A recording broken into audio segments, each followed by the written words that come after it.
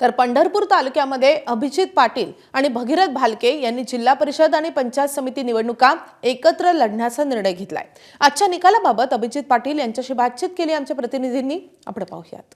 शरद पवार गटाचे आमदार अभिजित पाटील आपल्या सोबत आहेत। माढ्यात पंचायत समितीचा आहे, पंढरपुरात पंचायत समिती आहे, कसं वाटतंय किती जागा येतील? दोन्ही पंचायत समिती त्या ठिकाणी एक हाती आम्हाला लोक निवडून देतील आणि विशेषतः त्या ठिकाणी आपण बघितलं तर दोन्हीकडे देखील 30-40 वर्षाची त्या ठिकाणी असलेली प्रस्थापितांच्या विरोधात आमच्या सर्व आघाडीला त्या ठिकाणी चांगल्या मतानं निवडून देतील, आमचं बहुमत होईल अशी खात्री आहे।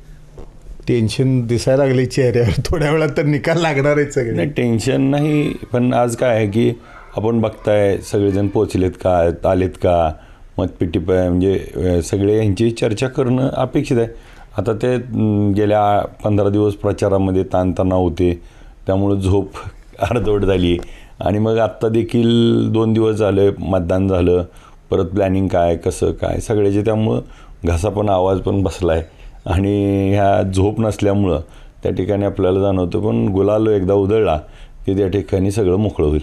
पहिला निकाल थोड्या वेळात आल्यावर कळेल सगळं। नक्की त्या ठिकाणी विजयी सलामी आम्ही देऊ, माढा आणि पंढरपूर दोन्हीकडे।